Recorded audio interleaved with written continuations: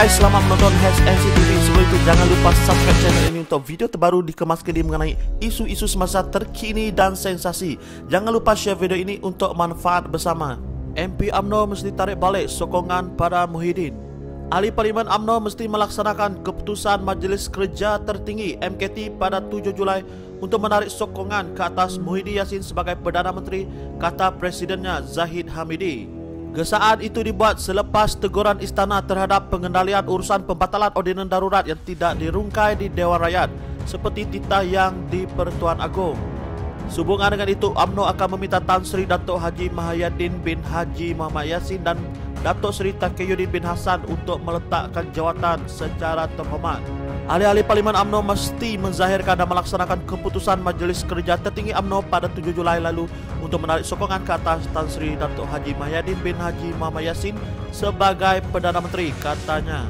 Tindakan itu, kata Zahid, bagi memenuhi sumpah jawatan ahli parlimen yang wajib menumpahkan tahan setia kepada Agong dan memelihara, melindungi serta mempertahankan perlembagaan persekutuan. Sebelum ini, difahamkan UMNO menyerahkan kepada 38 ahli parlimennya untuk mengundi ketika persidangan Dewan Rakyat.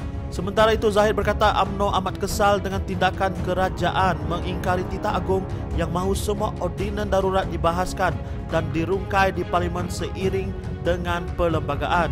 Tindakan ini jelas merupakan satu bentuk penderhakaan kepada KDYMM, Seri Paduka Baginda yang di Pertuan Agong, bahkan membelakangi prinsip perlembagaan persekutuan, katanya. Tangguh sidang kerana COVID-19 cuma helah kerajaan, kata Anwar. Ketua Pembangkang Anwar Ibrahim berkata pengumuman sidang Dewan Rakyat yang ditangguhkan sehingga jam 15 petang ini kerana terdapat kes positif COVID-19 dikesan di Parlimen cuma helah kerajaan. Ini yang saya katakan helah tadi, padahal kita boleh saja lakukan saringan tanpa mempersulitkan perjalanan Parlimen, kata Anwar dalam sidang media di Parlimen sebentar tadi. Terdahulu, Anwar mengadakan sidang media untuk menyatakan pandangan pihaknya berhubung situasi semasa politik negara. Bagaimanapun, ia berhenti seketika apabila pihak parlimen membuat pengumuman bahawa setiap wakil rakyat yang hadir diminta menjalani ujian saringan RTK antigen dengan kadar segera. Sidang Dewan Rakyat sebelum ini ditangguhkan 2 kali ketika keadaan sebenar masih tidak dapat dipastikan ekoran kenyataan dikeluarkan Istana Negara tengah hari. Bagaimanapun, ketika orang ramai menanti perkembangan terbaru di Parlimen, kesan daripada kenyataan dibuat Istana Negara, Timbalan Speaker Dewan Rakyat Azalina Osman Said berkata sidang hanya akan disambung pada jam 3.30 petang.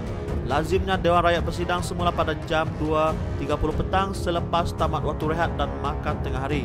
Namun sidang Dewan Rakyat sekali lagi ditangguhkan ke jam 5.15 petang ini apabila Timbalan Speaker Muhammad Rashid Hasnon mengumumkan ada 2 kes positif COVID-19 dikesan di Parlimen. Muhammad Rashid Hasnon berkata kes pertama membabikan seorang petugas Parlimen yang berada di bangunan tersebut pada 26 hingga 28 Julai, manakala kes kedua dikesan positif pada hari ini. Katanya maklumat itu dimaklumkan kepada Parlimen melalui surat Ketua Pengarah Kesihatan Dr. Nur Hisham Abdullah. Berdasarkan surat itu, katanya penilaian risiko daripada kesihatan awal menunjukkan kedua-dua kes tersebut dikhawatiri berada di beberapa lokasi di sekitar Parlimen. Rakyat di negara ini nilai sendiri. Suara rakyat, suara keramat. Sekian dari HSNCTV, terkini dan sensasi.